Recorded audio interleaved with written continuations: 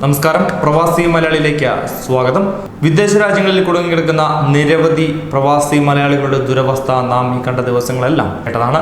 വളരെ വിഷമിച്ച എങ്ങനെയെങ്കിലും നാട്ടിൽ എത്തിയാൽ മതി എന്നുള്ള പ്രാർത്ഥനയോടുകൂടിയാണ് മിക്കവരും കഴിയുന്നത്. അവരെ ഏറെ ദുഃഖത്തിലാഴ്ത്തുന്ന ഒരു വാർത്ത തന്നെയാണ് ഇത്. പ്രവാസികൾ മടങ്ങിയെത്തിയാൽ അവരെ വീടുകളിൽ നിരീക്ഷിക്കാൻ ആവില്ലെന്നും എന്തൊക്കെ സൗകര്യങ്ങൾ അവർക്കായി ഒരുക്കിയിട്ടുണ്ടെന്ന് അറിയിക്കുവാൻ സംസ്ഥാന സർക്കാരിനോട് ഹൈക്കോടതി നിർദ്ദേശം നൽകുന്ന ഒരു അവസ്ഥ വരെ കാര്യങ്ങളെത്തി. പ്രവാസികളെ നാട്ടിലേക്ക് എത്തിക്കാൻ അടിയന്തര നടപടി ആവശ്യപ്പെട്ട ദുബായ് KMCC സമർപ്പിച്ച ഹർജിയിലായിരുന്നു കോടതി ഇങ്ങനെ ഒരു ആവശ്യം ഉന്നയിച്ചത്. അതേസമയം പ്രവാസികളെ ഇപ്പോൾ തിരിച്ച് എത്തിക്കാനാവില്ലെന്ന നിലപാടാണ് കേന്ദ്ര സർക്കാർ അടക്കമുള്ളവർ ആവർത്തിച്ചത്.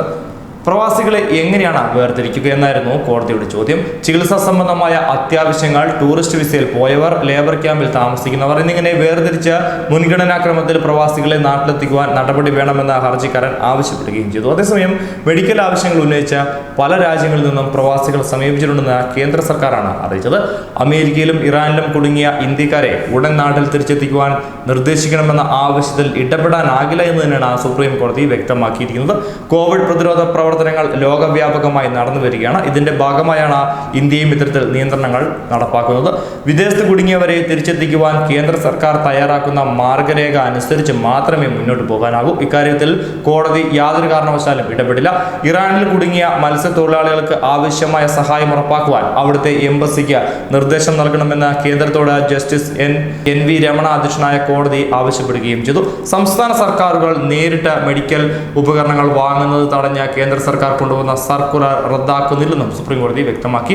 സർക്കുലർ ചോദ്യം ചെയ്തുള്ള ഹർജി കോടതി തള്ളുകയായിരുന്നു. ഇതര സംസ്ഥാന തൊഴിലാളികൾക്ക് അടിസ്ഥാന വേതനം ഉറപ്പാക്കണമെന്ന് ആവശ്യപ്പെട്ടുള്ള ഹർജിയും സുപ്രീം കോടതി കേന്ദ്ര സർക്കാരിന്റെ തീരുമാനത്തിന് വിടുകയാണ്. പ്രവാസികൾ എല്ലാവരും തിരിച്ചു വരണമെന്ന് തന്നെയാണ് ഞങ്ങളും ആഗ്രഹിക്കുന്നതെന്ന് കോടതി വ്യക്തമാക്കിയുണ്ടായി. എന്നാൽ പ്രവാസികളെ തിരിച്ചു കൊണ്ടുവരുന്നതിന് കേരളം വേണ്ട വിധത്തിൽ ഒരുങ്ങിയിട്ടുണ്ടോ എന്നാണ് അറിയേണ്ടത്. പ്രവാസികൾ തിരിച്ചെത്തിയാൽ അവരെ വീടുകളിലേക്ക് നിരീക്ഷണത്തിൽ അയക്കാൻ പറ്റില്ല. ഇക്കാര്യത്തിൽ എന്ത് ചെയ്യാൻ ആകുമെന്ന് സർക്കാർ രേഖാമൂലം അറിയിക്കണമെന്നും ഹൈക്കോടതി ആവശ്യപ്പെട്ടിരിക്കുകയാണ്. പ്രവാസികളെ ഇപ്പോഴത്തെ നിലയിൽ ഉടൻ തിരിച്ചു കൊണ്ടുവരാനാകില്ലെന്ന നിലപാട് തന്നെയാണ് കേന്ദ്ര സർക്കാർ ആവർത്തിച്ച് പറയുന്നത്. പ്രവാസികളുടെ ക്ഷേമത്തിനായി എല്ലാ എംബസികളും നോഡൽ ഓഫീസർമാരെ നിയമിച്ചിട്ടുണ്ട്.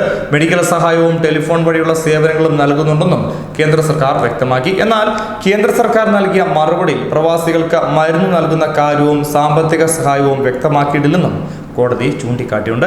സഹായം നൽകി എന്ന് വാക്കാൽ പറഞ്ഞതുകൊണ്ടായില്ല, അത് സത്യവാങ്മൂലമായി നൽകണമെന്നാണ് കോടതി ആവശ്യപ്പെട്ടത്.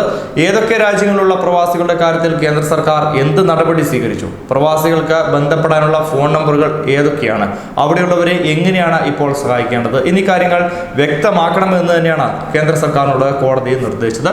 പ്രവാസികൾ തിരിച്ചെത്തുന്നത് കണക്കാക്കി എന്തൊക്കെ ഒരുക്കങ്ങൾ നടത്തുന്നതെന്നാണ് കോടതിക്ക് അറിയേണ്ടത്. ഇത് വ്യക്തമാക്കി സംസ്ഥാന സർക്കാരും സത്യവാങ്മൂലം നൽകണമെന്ന് കോടതി ആവശ്യപ്പെടുകയുണ്ടായി. ഈ മാസം 24-നകം കേന്ദ്ര സംസ്ഥാന സർക്കാരുകൾക്ക് കോടതിയിൽ രേഖാമൂലമുള്ള മറുപടി നൽകാൻ തന്നെയാണ് നിർദ്ദേശം. തുടർന്ന് ഹർജി 24-ാം തീയതിയിലേക്ക് മാറ്റിവെച്ചു.